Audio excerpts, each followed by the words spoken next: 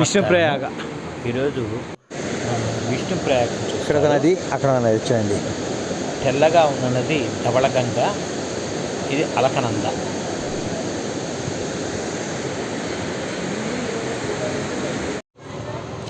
Road మీద నుంచి ఒక 100 మీటర్లు పక్కకు వెళ్ళి విష్ణుప్రయాగం చూడవచ్చు.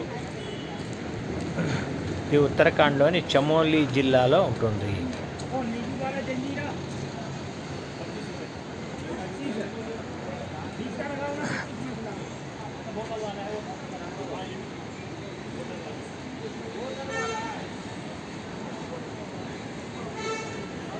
కేదారనాథుడిని దర్శించుకున్న తరువాత గుర్రాల మీద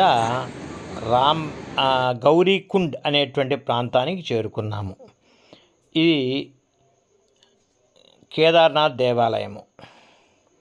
కేదార్నాథ్, బద్రీనాథ్, అలానే గంగోత్రి, యమునోత్రి, దీన్ని కలిపి చార్ధామ్ అంటారు. ఇది ఉత్తరాఖండ్లో ఉండేటువంటి చాలా అద్భుతమైనటువంటి యాత్ర.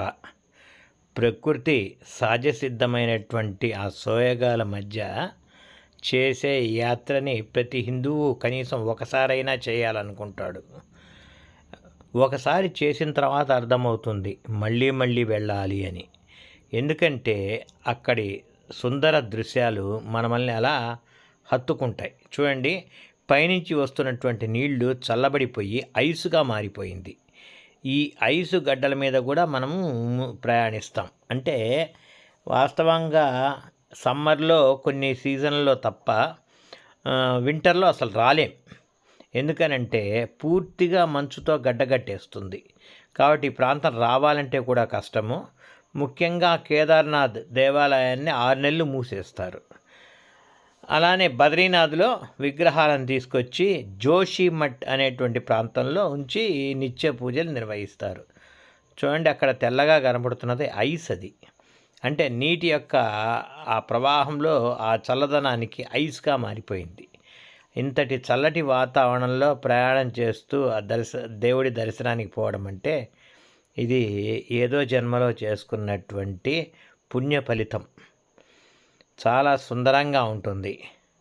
అయితే హిమాలయ పర్వతాలంటే ఇవి మట్టి పర్వతాలు కాబట్టి ఎట్టి పరిస్థితిలో ఎలాంటి వాన పడ్డా ఈ యొక్క రూట్లు కూడా మారిపోతుంటాయి. ఎందుకంటే ల్యాండ్ స్లైడింగ్స్, అదిగో చూడండి అక్కడంతా మట్టి కిందికి జారింది, అలా జరుగుతూ ఉంటాయి. కాబట్టి చాలా జాగ్రత్తగా చేయాలా.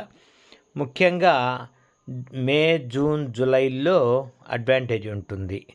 తర్వాత కొంచెం కష్టమే, ఎందుకంటే వాతావరణము చల్లగా ఉంటుంది. పైగా ఈ వర్షాలు కూడా ఎక్కువ పడే అవకాశం ఉంది. ఆ ఐసు మీద నడుస్తున్నారు చాలా జాగ్రత్తగా. ఎందుకంటే ఐసు మెత్తగా ఉంటే లోపల దిగిపోయి కింద లోపల ఉండేటువంటి నదిలో పడే అవకాశం ఉంది. చాలా ప్రమాదం అది. కాబట్టి తెలిసి తెలియకుండా అలా పోవడం కరెక్ట్ కాదు. చాలామంది గుర్రాల మీద, డోలీల మీద వస్తున్నారు. గుర్రాల మీద అయితే ఎక్కేటప్పుడు 5,000, కిందికి దిగేటప్పుడు 3,500 తీసుకుంటున్నారు. వీటిని డోలీలు అంటారు. ఇవి దాదాపు 15,000 దాకా డిమాండ్ చేస్తున్నారు సందర్భాన్ని బట్టి. గతంలో లాగా కాకుండా నెట్వర్క్ ఇక్కడ ఉంటున్నది.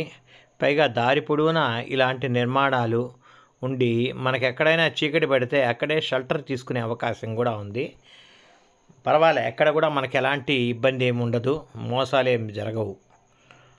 ఎందుకంటే ప్రభుత్వం కూడా చాలా పటిష్టంగా ఈ యాత్రని ప్రెస్టీజియస్గా తీసుకొని మరి ఈ యాత్ర మీద దృష్టి పెడుతుంది.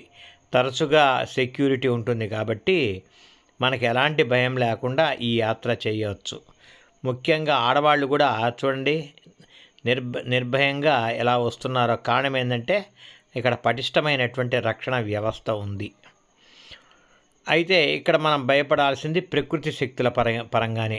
ఎందుకంటే ఏ క్షణానైనా కూడా వర్షం రావచ్చు. అందుకనే సహజంగా గౌరీకుండ నుంచి పొద్దున్నే 5 గంటలకు బయలుదేరి దర్శనం చేసుకొని సాయంత్రం 4 గంటలకల్లా కిందే మళ్ళీ గౌరీకుండకు వచ్చేటువంటి ప్రయత్నం చేస్తుంటారు. అది సేఫ్.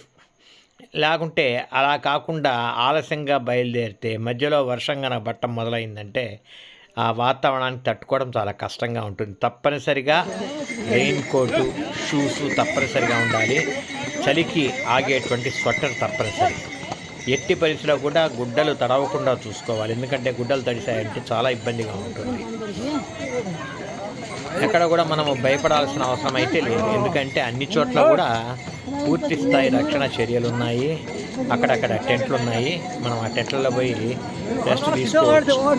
పైగా తరచుగా టీ లాంటివి తాగుతూ ముందుకు వెళ్ళచ్చు. పైగా ఇక్కడ సహజంగా వచ్చేది బ్రాంకైటిస్ ఉన్న వాళ్ళకి కొంచెం ఇబ్బందిగా ఉంటుంది. అయినా ఇక్కడ స్వచ్ఛమైన గాలి కాబట్టి నాకు కూడా ఎలర్జీ ఉంది, కానీ నేను ఎప్పుడు ఇక్కడ ఎలర్జీని ఫేస్ చేయలేదు. దాదాపు 2 సార్లు వెళ్ళాను కేదార్నాథ్, అలానే అమర్నాథ్ కూడా వెళ్ళిన సందర్భంలో కూడా నాకు ఎప్పుడు కూడా ఎలర్జీ రాలే. కారణం ఏంటంటే స్వచ్ఛమైన గాలి. కేదార్నాథ్ సందర్శన అనంతరము బద్రీనాథ్కి వెళ్తూ బద్రీనాథ్కి 20 కిలోమీటర్ల ముందర ఉన్న ఈ విష్ణు ప్రయాగం చూస్తున్నాం. ఇవి 5 ప్రయాగాల్లో ఒకటి. ముఖ్యంగా బద్రీనాథ్కు చాలా దగ్గరలో ఉంటుంది. ఇక్కడ 2 నదులు, ఒకటి ధవళగంగా, అలకనంద, 2 నదులు కలిసేటువంటి సంగమం ఇది. చమోలి జిల్లాలో ఉంది, ఉత్తరాంచల్లో. లోపల చిన్న విష్ణు మందిరం ఉంది. ఇక్కడ నారదుడు విష్ణువుకై తపస్సు చేశాడని చెప్తారు.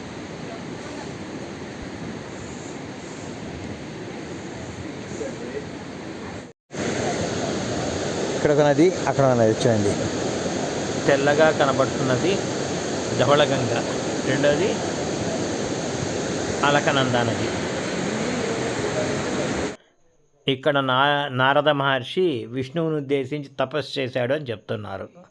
చూడండి, చాలా సుందరమైన ప్రాంతాలు.